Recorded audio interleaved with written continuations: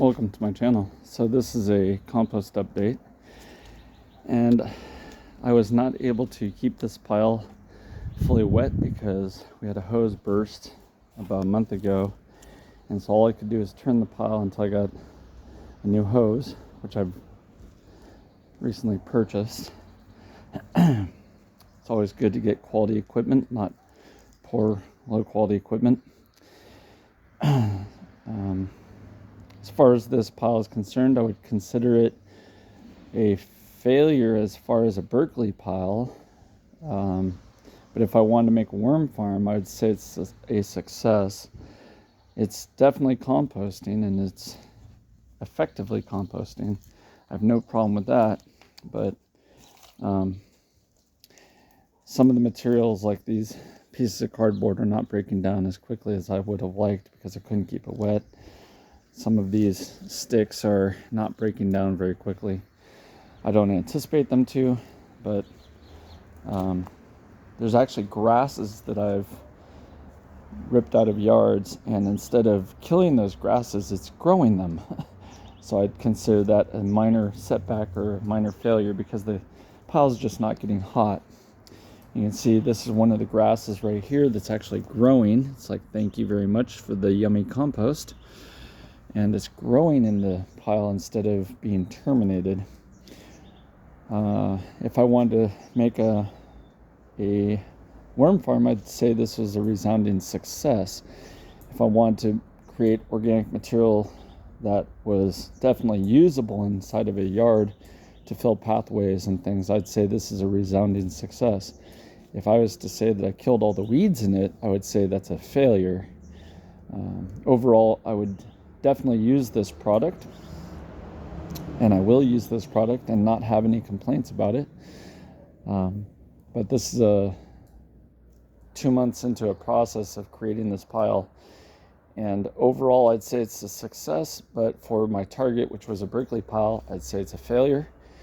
I'm going to be stripping this pile down and utilizing it in this coming week to fill garden beds. So I'm going to have to strain it and sift it, and what's going to happen is that these sieves are going to be utilized to do that. I'm going to change the length of the legs. I'm going to cut these legs down so I have more of a steep angle to make this work better. This angle is just not appropriate. It's a 45-degree angle, but the problem is that these back legs need to either be taller or the front legs need to be shorter, because I need the slope to be, instead of this, I need it to be more like that. So the slope is just wrong, because this material hits it and doesn't fall off of it. So I'm going to change that in the next day. This sieve works really well, but it's, again, too small.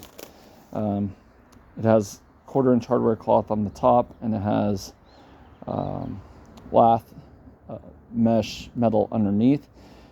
Or this is 1/2-inch, sorry, my apologies. This is 1/2-inch hardware cloth on the top, and these are roughly 3/8 holes underneath it. So it does work as a sieve to get finer materials, but again, the back legs aren't long enough, the front legs are too long, and so the angle to drop the material is wrong.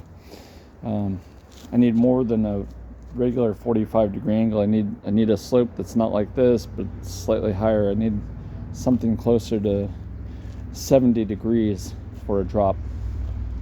Overall, they still work, but this one is excessively heavy, so it's really difficult to move. So trimming off the feet will help a little bit with that. I may trim off the upper handles, and anyways, this is not 1/4-inch, this is 3/16 expanded steel. It's actually very brittle. It breaks really easy. I was going to use this for a barbecue pit, but then I decided I need a sieve in a more necessary fashion, so that's what it is. These are just standard 2x4s, Douglas fir, and bolts with washers. I could have used screws to help reduce weight, but nominal. Anyways, so there you go. There's the compost pile, and we're going to break it down today or tomorrow and utilize it throughout the yard. Have a great day.